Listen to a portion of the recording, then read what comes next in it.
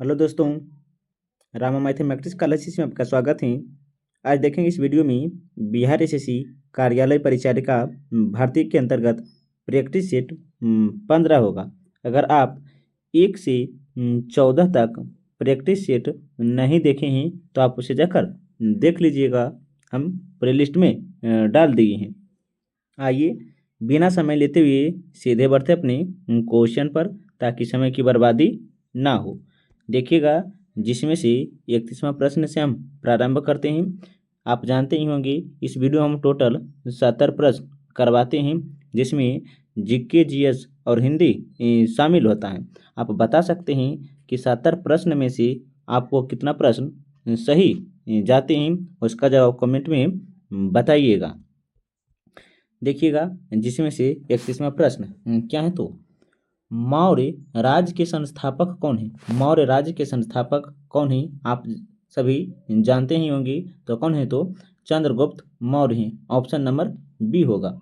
अगर पूछा जाए चंद्रगुप्त मौर्य जो हैं गद्दी पर कब बैठा है, तो ये प्रश्न पूछा जाता है। तो आप बता सकते हैं 323 ईसा पूर्व में चंद्रगुप्त मगध की गद्दी पर बैठा, मगध की गद्दी पर।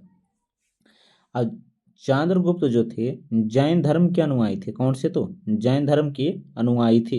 और यह जो थे कौन तो चंद्रगुप्त मौर्य जो थे 305 ईसा पूर्व में सिकंदर के सेनापति सेल्यूकस निकेटर को हराया था। आप इसे ध्यान से याद रख सकते हैं। क्वेश्चन नंबर 32 देखिएगा, क्या तो हेन सांग ने भारत पर आक्रमण किया है। हेन सांग जो था भारत पर आक्रमण किया है तो हर्षवर्धन के शासनकाल में। ऑप्शन नंबर बी होगा। अगर पूछा जाए हेन सांग जो था एक चीनी यात्री बौद्ध भिक्षु है। हेन सांग जो था एक चीनी यात्री बौद्ध भिक्षु था। कौन तो हेन सांग। आप इसे ध्यान से याद रखिएगा। और हेन सांग जो था हर्षवर्धन के शासनकाल में आया था। और हेन सांग जो था भारत में 16 वर्षों तक रहा था। कितने तो 16 वर्षों तक रहा है।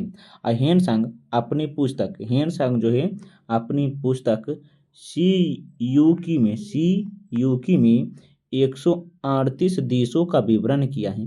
138 देशों का विवरण किया है, ये भी आपको ध्यान में रहना चाहिए। क्वेश्चन नंबर देखते हैं 33 का। तो भारत छोड़ो आंदोलन के प्रवर्तक कौन है। भारत छोड़ो आंदोलन के प्रवर्तक कौन है, तो आप बता सकते हैं पंडित जवाहरलाल नेहरू हैं। Pandit Jawaharlal Nehru. Option number D होगा। अगर पूछा जाए कि भारत छोड़ो आंदोलन कब हुआ है, तो 1942 में 8 अगस्त 1942 को हुआ है। क्वेश्चन नंबर देखिएगा 34। क्वेश्चन नंबर 34 क्या है तो देखिएगा, क्वेश्चन नंबर 34 जो है एशिया के देशों में किस देश का सर्वाधिक औद्योगिकरण हुआ है। तो यह जो हुआ है जापान का हुआ था। किसका तो जापान का। ऑप्शन नंबर डी होगा। अगर पूछा जाए एशिया के देशों में जापान का औद्योगिकरण किस वर्ष हुआ है, तो आप बता सकते हैं 1868 ईस्वी में। 1868 ईस्वी में। क्वेश्चन नंबर देखिएगा 35 क्या है तो प्रसिद्ध भारत छोड़ो प्रस्ताव कांग्रेस की कार्यकारिणी समिति द्वारा कब प्रकाशित किया गया है, तो 14 जुलाई 1942 को। 14 जुलाई 1942 को। ऑप्शन नंबर सी होगा। ऑप्शन नंबर सी होगा। अगर इसी में पूछ लेते हैं कि महात्मा गांधी को भारत छोड़ो आंदोलन के दौरान किस जेल में बंद किया गया है, तो आप इसका जवाब कमेंट में बताइएगा। क्वेश्चन नंबर देखिएगा 36। क्वेश्चन नंबर 36 क्या है तो महात्मा गांधी के राम राज्य के युगल सिद्धांत कौन से हैं। महात्मा गांधी के राम राज्य के युगल सिद्धांत कौन से हैं, तो आप बता सकते हैं सत्य और अहिंसा हैं। सत्य और अहिंसा। ऑप्शन नंबर डी होगा। देखिएगा, इसी में जो है याद रखिएगा सत्य और अहिंसा जो है भागवत गीता से लिया गया है। भागवत गीता से लिया गया है। भागवत याद रखिएगा, भागवत गीता से लिया गया। क्या तो सत्य और अहिंसा। आप इसे ध्यान से याद रखिएगा। क्वेश्चन नंबर देखिएगा 37। क्वेश्चन नंबर 37 क्या तो गांधी जी को अर्धनंगन फकीर किसने कहा था? गांधी जी को जो है अर्धनंगन फकीर जो है किसने कहा था? तो आप जानते ही होंगे विंस्टन चर्चिल ने कहा था। Option number C. Option number C. जब गांधी जी 7 सितंबर 1931 में 7 सितंबर 1931 में द्वितीय गोली सम्मेलन में भाग लिए थे, तब कौन थे? तो विंस्टन चर्चिल जो थे गांधी जी को अर्धनंगन फकीर से संबोधित किया था। और कांग्रेस की ओर से द्वितीय गोलमेज सम्मेलन में महात्मा गांधी ही भाग लिए थे। क्वेश्चन नंबर देखिएगा 38 क्या है तो निम्न में से किस यूरोपीय जाति को इंडोनेशिया में प्रभुत्व जमाने में सफलता मिली है? निम्न में से किस यूरोपीय जाति को इंडोनेशिया में प्रभुत्व जमाने में सफलता मिली है? तो 38 का जो होगा ऑप्शन नंबर सी, पुर्तगाली से। किस तो पुर्तगाली से। क्वेश्चन नंबर देखिएगा 39। क्वेश्चन नंबर 39 क्या है तो देखिएगा क्वेश्चन नंबर 39 जो है ब्रिटिश प्रधानमंत्री ग्रेनविल ने स्टॉप एक्ट किस वर्ष पारित किया है? किस वर्ष पारित किया है? तो 39 का जो होगा ऑप्शन नंबर ए 1765 ईस्वी में। 1765 ईस्वी में। अगर पूछा जाए याद रखिएगा चार्टर एक्ट अधिनियम कब लागू हुआ है? तो 1773 में। चार्टर एक्ट अधिनियम कब लागू हुआ है? तो 1771 में। क्वेश्चन नंबर देखिएगा 40। क्वेश्चन नंबर 40 क्या है तो देखिएगा नादिर शाह किस देश का निवासी था? नादिर शाह जो था किस देश का निवासी था? तो याद रखिएगा फारस का था। ऑप्शन नंबर बी होगा। फारस को ही ईरान कहा जाता है। फारस को ही ईरान कहा जाता है। आप ईरान भी बोल सकते हैं या फारस भी बोल सकते हैं। फरवरी 1793 में नादिर शाह पंजाब पर आक्रमण किया था। पंजाब पर आक्रमण किया और उस समय जो था दिल्ली का राजा मुहम्मद शाह था। जब आक्रमण किया था 1793 में पंजाब पर, तो उस समय जो दिल्ली का राजा था मुहम्मद शाह था। कौन था? मुहम्मद शाह था। और 24 फरवरी क्या बोले हैं? 24 फरवरी 1739 को ही करनाल का युद्ध हुआ था। करनाल का युद्ध हुआ था मुगल बादशाह और नादिर शाह के मध्य। मुगल बादशाह और नादिर शाह के मध्य। आप इसे ध्यान से याद रखिएगा। लेकिन 20 मार्च 1739 को नादिर शाह जो था दिल्ली पर भी अधिकार कर लिया है। 20 मार्च क्या बोले हैं? 20 मार्च 1793 को नादिर शाह जो था दिल्ली भी पर अधिकार कर लिया था। और दिल्ली में 87 दिनों तक रहा था। कौन तो? नादिर शाह। आप इसे ध्यान से याद रखिएगा। कोहिनूर हीरा अपने साथ ले गया था। कोहिनूर हीरा जो था अपने साथ ले गया। कौन तो? नादिर शाह ही ले गया था। और नादिर शाह को ही ईरान का नेपोलियन कहा जाता है। अगर पूछा जाए प्रश्न में कि ईरान का नेपोलियन किसे कहा जाता है, तो नादिर शाह को ही कहा जाता है। आपको ये प्रश्न याद रहना चाहिए। क्वेश्चन नंबर देखिएगा 40। अगर वीडियो और कंटेंट अच्छा लगता है तो वीडियो को लाइक करते चलिएगा और सब्सक्राइब, ताकि इससे हमें मोटिवेशन मिले तो हम वीडियो और बेस्ट बना सकें। क्वेश्चन नंबर 41 क्या है तो देखिएगा डोनाल्ड ट्रम्प किन अक्षांश रेखा के मध्य हैं? डोनाल्ड ट्रम्प जो हैं किन अक्षांश रेखा के मध्य हैं? तो 5 डिग्री से 5 डिग्री उत्तर एवं दक्षिण अक्षांश हैं। ऑप्शन नंबर सी होगा।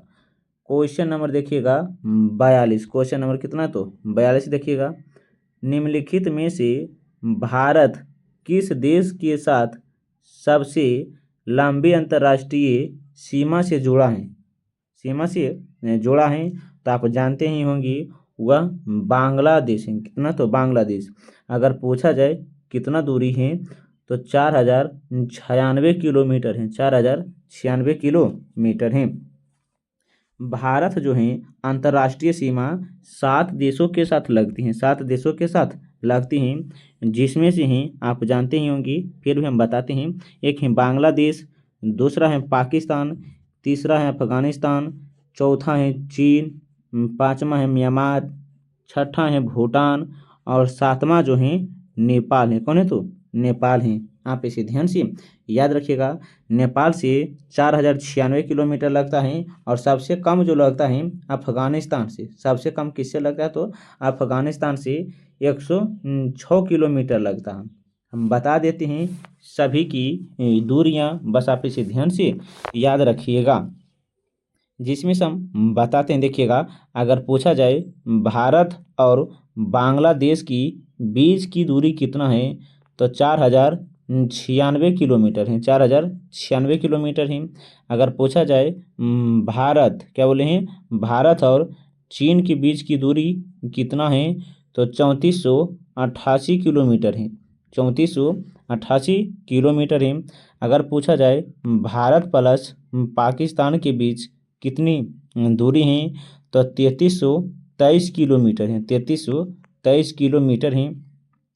अगर पूछा जाए भारत प्लस नेपाल के बीच की दूरी कितना है तो 1751 किलोमीटर है। 1751 किलोमीटर है। और एक है भारत और नेपाल।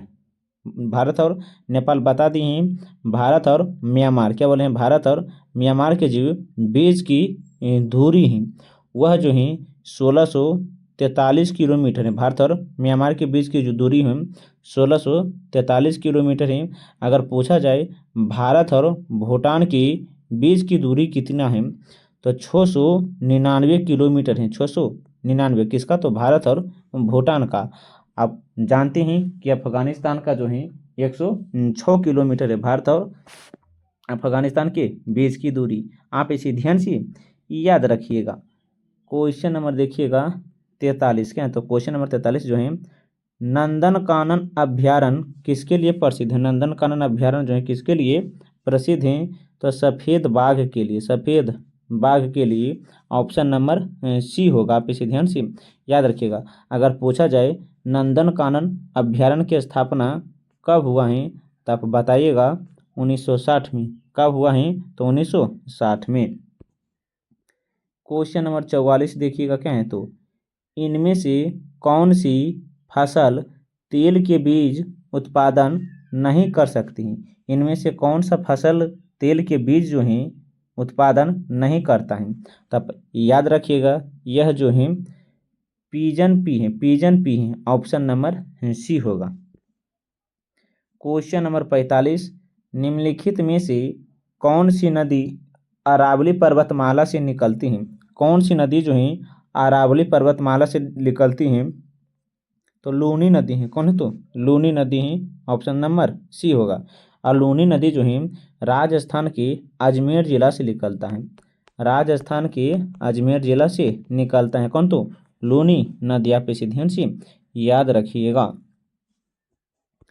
क्वेश्चन नंबर देखिएगा 46। क्या है? तो क्वेश्चन नंबर 46 जो है, संविधान, क्या बोले हैं, संविधान की उद्देशिका में किस मौलिक अधिकार का वर्णन नहीं है? तो यह जो है आर्थिक स्वतंत्रता। आर्थिक स्वतंत्रता। ऑप्शन नंबर ए होगा। ऑप्शन नंबर ए होगा। अगर पूछा जाए संविधान से संबंधित तो आप याद रखिएगा, उद्देशिका या प्रस्तावना, क्या बोले हैं, उद्देशिका, प्रस्तावना और संविधान की आत्मा या कुंजी कहा जाता है। उद्देशिका को संविधान की आत्मा या प्रस्तावना या कुंजी भी कहा जाता है। आपको ये चीज़ आधी होगा। लेकिन अगर पूछा जाए कि संविधान में, संविधान सभा में, क्या बोले, संविधान सभा में जो प्रस्तावना है उसमें कुल कितनी बार संशोधन किया गया है? तो कुल 1 बार संशोधन किया गया है। यह संशोधन कब किया गए हैं? तो 42वां संविधान संशोधन 1976 में।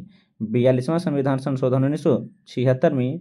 अब 42वां संविधान संशोधन 1976 में जो संशोधन हुआ है, 3 शब्द जोड़े गए हैं। कितने? तो 3 शब्द जोड़े गए हैं। आप उसका जवाब कमेंट में बताइएगा कि ये 3 शब्द कौन कौन से हैं।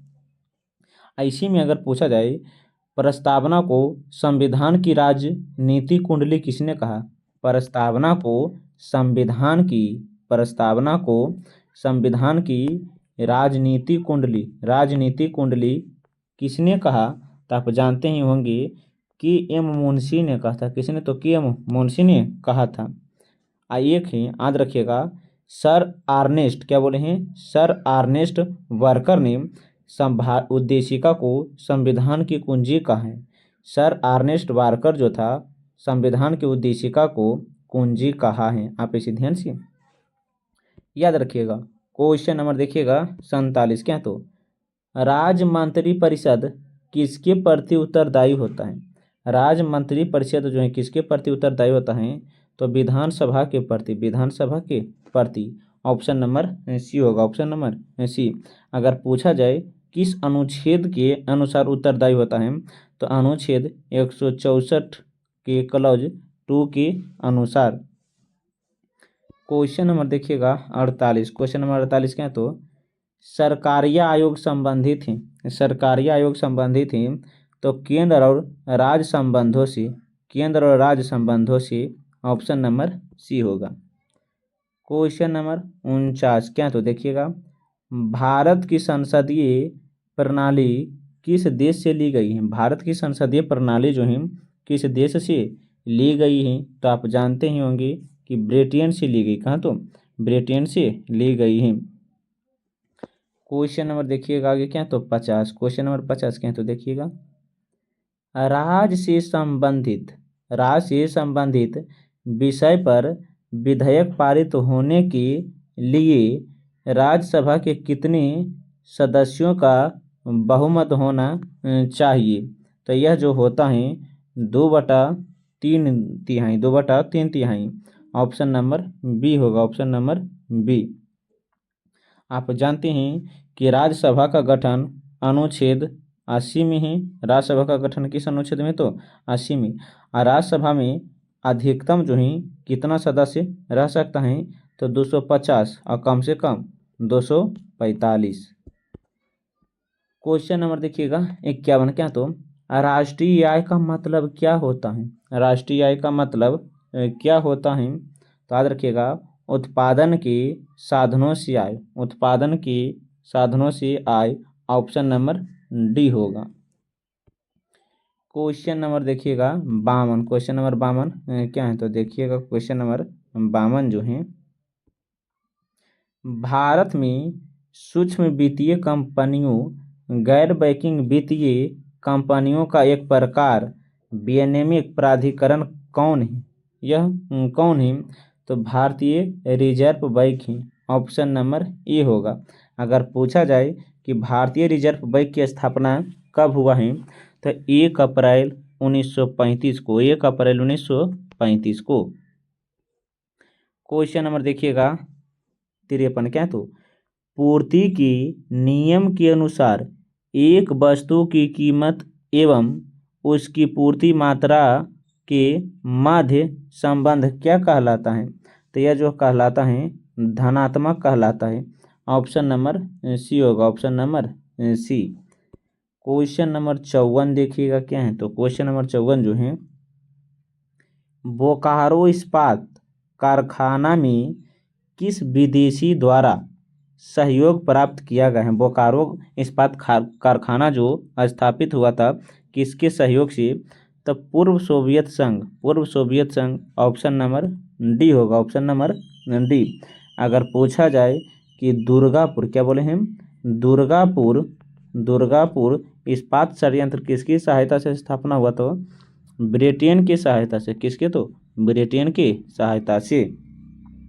एक हैं राउरकेला, क्या बोले हैं? राउरकेला इस्पात संयंत्र किसकी सहायता से स्थापना हुआ? मैंने किसकी सहयोग से स्थापना हुआ? तो जर्मनी। किसकी? तो जर्मनी। आप इसे ध्यान से याद रखिएगा। क्वेश्चन नंबर देखिएगा 55 क्या तो निम्नलिखित में किस अर्थशास्त्री को नोबेल पुरस्कार से सम्मानित किया जा चुका है। तो प्रो आत्मसेन को ऑप्शन नंबर बी होगा। अगर पूछा जाए कब सम्मानित किया गया था तो 1998 में, और आत्मसेन को 1999 में, और 1999 में भारत सरकार रत्न मिला है। क्वेश्चन नंबर देखिएगा 55 क्या तो 1 पिकोग्राम बराबर होता है तो 10 पर power -12 gram. Option number C होगा, option number C. Question number देखिएगा, क्वेश्चन नंबर कितना है तो 57। गुरुत्वाकर्षण का नियम किसने दिया है। गुरुत्वाकर्षण का नियम जो है किसने दिया है तो न्यूटन ने दिया है। किसने तो न्यूटन ने दिया है। ऑप्शन नंबर ए होगा। क्वेश्चन नंबर देखिएगा 58 क्या तो एक किरण एक अवतल दर्पण पर आपतित होती है। एक किरण एक अवतल दर्पण पर आपतित होती है। अगर यह किरण मुख्य अक्ष के समांतर आती हैं तो परिवर्तित किरणें क्या हो जाती हैं। तो याद रखिएगा यह जो वो होती हैं फोकस से होकर गुजरती हैं। ऑप्शन नंबर ए होगा। क्वेश्चन नंबर देखिएगा 59 क्या तो वह तापमान जिस पर सेंटीग्रेड तथा फ़ारेनहाइट थर्मोमीटर की रीडिंग का एक समान होती हैं उसे क्या कहते हैं तो -40 है। ऑप्शन नंबर डी होगा। क्वेश्चन नंबर 60 देखिएगा क्या तो दिए गए मानक ऑक्सीकरण विभव पर विचार कीजिए तो Zn+2Ag क्या तो तीर मार Zn² + 2Ag। Option number option number D होगा, option number D. Question number देखिएगा 61। प्लास्टर ऑफ पेरिस बनाया जाता है किससे। प्लास्टर ऑफ पेरिस जो बनता है किससे बनता है तो याद रखिएगा जिप्सम से बनता है। ऑप्शन नंबर बी होगा। अगर पूछा जाए कि जिप्सम अर्थात प्लास्टर ऑफ पेरिस का रासायनिक सूत्र क्या है तो CaOSO4 12H2O। क्वेश्चन नंबर 62 देखिएगा क्या तो क्वेश्चन नंबर 62 जो है निम्नलिखित में से कौन सा युग्म जो है सही है। 4 में से जो है 3 गलत होगा और 1 सही होगा तो कौन सा सही है। तो याद रखिएगा अल्बर्ट आइंस्टाइन जो है प्रकाश विद्युत प्रभाव का खोज करता है। ऑप्शन नंबर बी होगा। इलेक्ट्रॉन के खोजकर्ता जो हैं जे थॉमसन है। इलेक्ट्रॉन के खोजकर्ता कौन है तो जे थॉमसन है।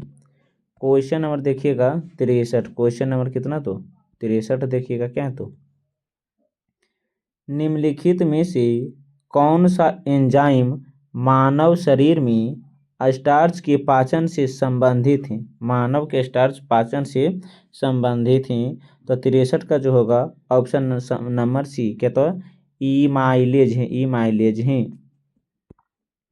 क्वेश्चन नंबर देखिएगा 64 क्या तो एडस रोग किसके द्वारा फैलता है। एडस रोग जो है किसके द्वारा फैलता है तो आप जानते ही होंगे एडस वायरस के कारण होता है। किसके कारण तो वायरस के कारण होता है। क्वेश्चन नंबर 65 देखिएगा क्या है तो क्वेश्चन नंबर 65 जो है वह एंजाइम जो दूध के साथ अभिक्रिया करता है उसे क्या कहते हैं तो रेनिन कहते हैं। क्या तो रेनिन कहते हैं। ऑप्शन नंबर ए होगा। क्वेश्चन नंबर 66 देखिएगा किस तारीख को उड़ीसा को बिहार से पृथक कर प्रांत का दर्जा दिया गया है।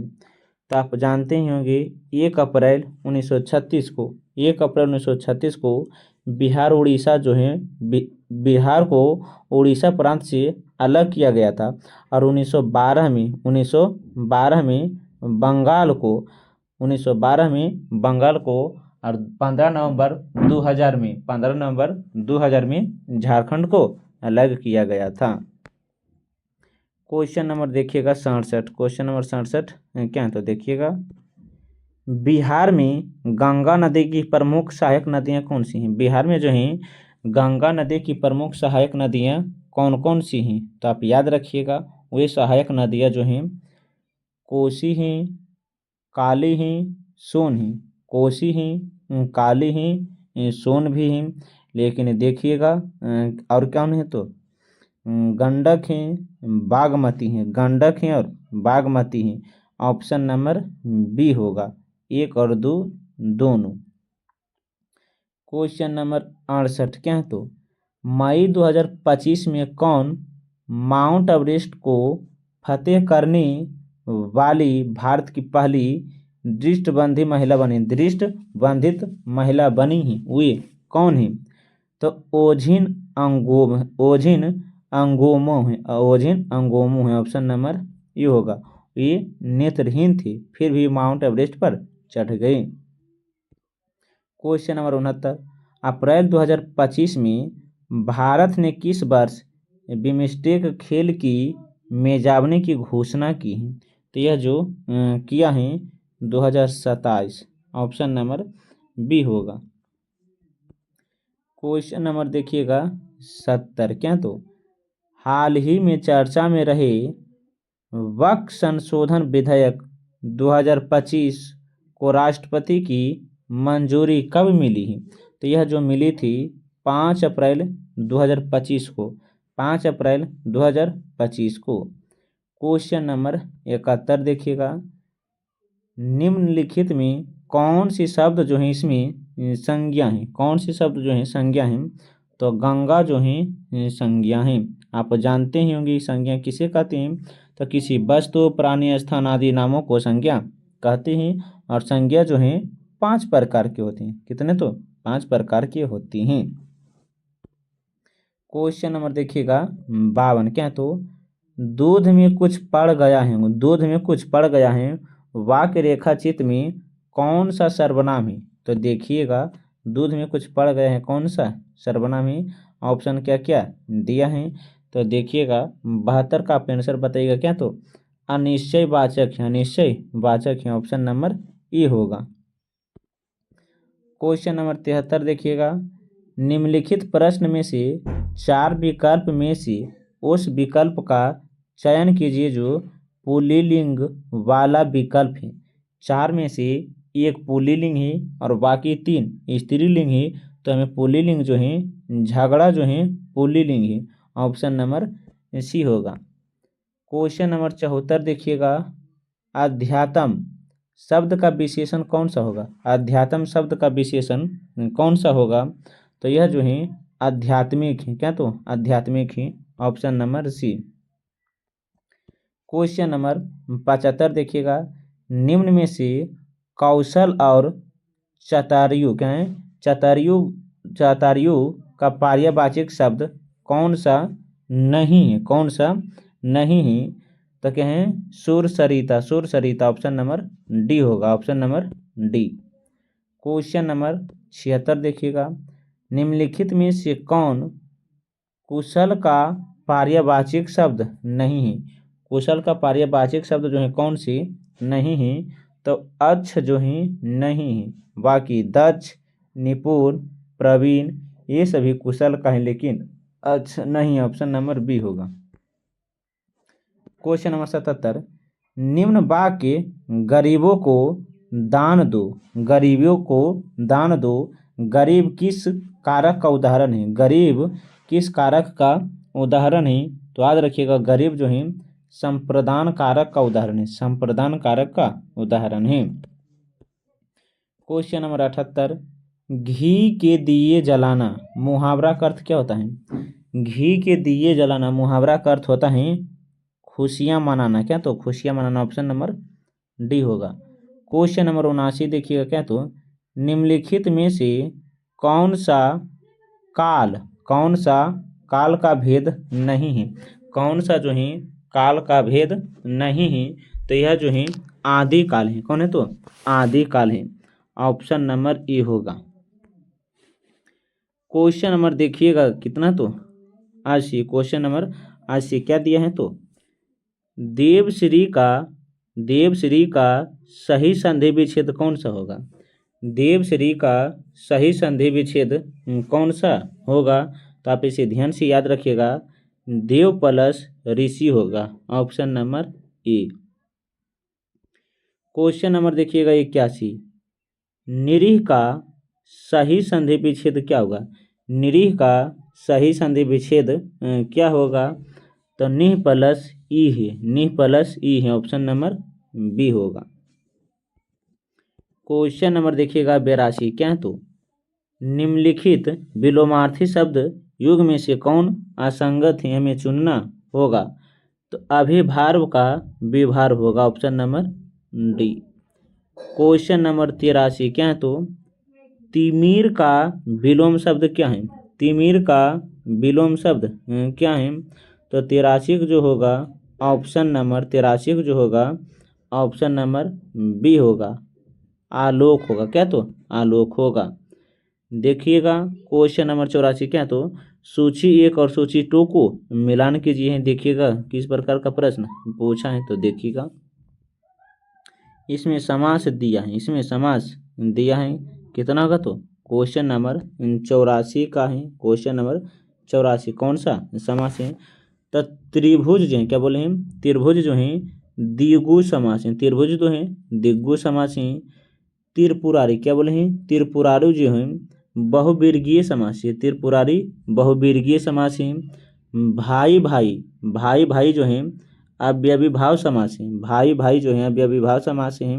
और एक है भाई बहन, क्या, तो भाई बहन द्वंद्व समास है। कौन है, तो द्वंद्व समास है।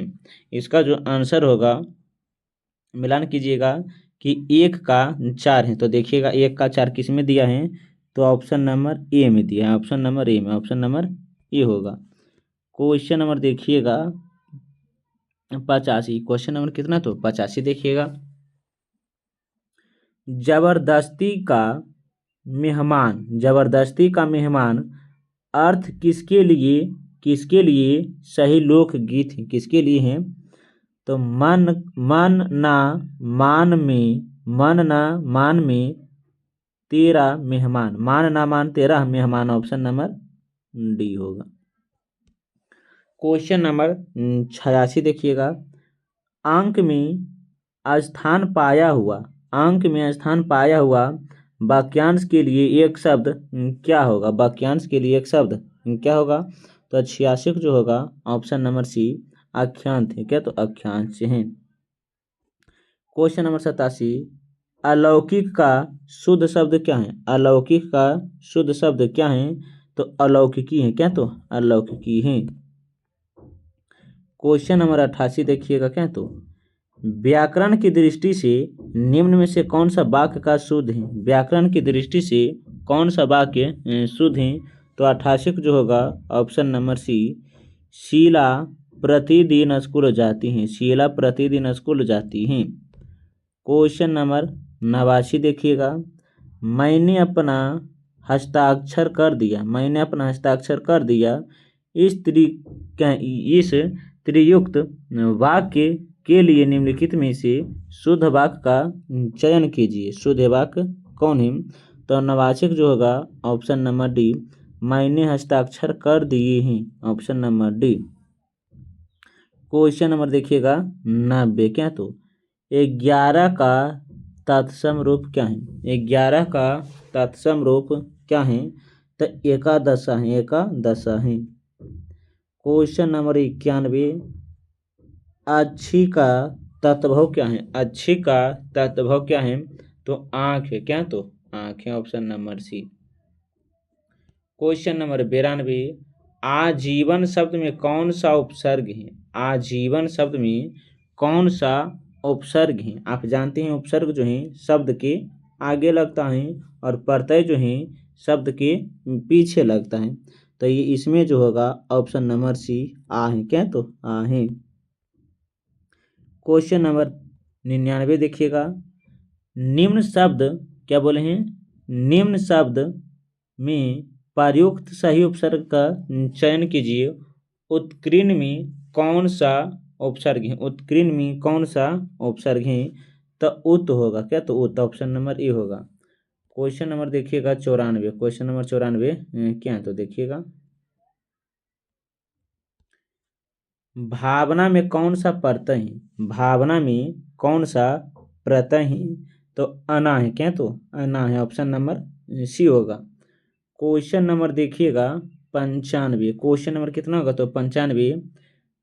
देहसी बहना, देहसी बहना सब जान मीठा, ते तैसन जपो अबठा।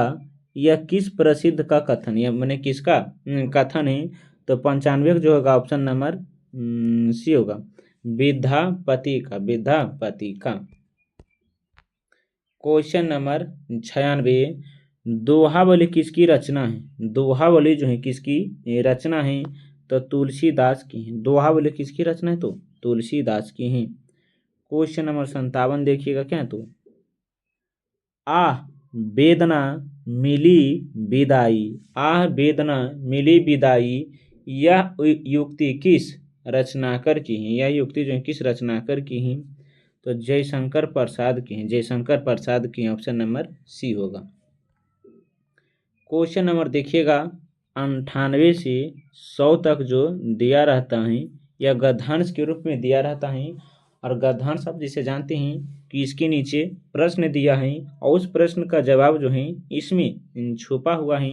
इसी को पढ़कर जो है नीचे जो प्रश्न दिया है उसका जवाब हमें ढूंढना होगा। हम जो है प्रश्न ऊपर करते चलेंगे, आप जो है वीडियो रोक कर पढ़ लीजिएगा और नीचे जो प्रश्न है आप उसे प्रश्न का जवाब देने का प्रयास कीजिएगा, ताकि हम आप जो एक बार लिख देते हैं आप उसे भूलने की आदत छोड़ देते हैं। देखिएगा जिसमें से हम देखेंगे 58वें प्रश्न क्या है तो देखिएगा। बच्चे के पास सीखने की, क्या तो बच्चे के पास सीखने की स्रोतों में से एक क्या है, स्रोतों में से एक क्या है। तो एक क्या तो उत्सुकता है, उत्सुकता है, ऑप्शन नंबर बी होगा। और वीडियो अगर अच्छा लगता है तो वीडियो को लाइक और सब्सक्राइब करते चलिएगा। क्वेश्चन नंबर देखिएगा 99 क्या है तो गद्यांश के आधार पर कहा जाता है कि, गद्यांश के आधार पर कहा जाता है कि बच्चे रोजमर्रा के कार्यों से भी बहुत कुछ सीखता है। ऑप्शन नंबर सी, बच्चे रोजमर्रा के कार्यों से बहुत कुछ सीखता है। क्वेश्चन नंबर 100 देखिएगा जो इस वीडियो का लास्ट प्रश्न है।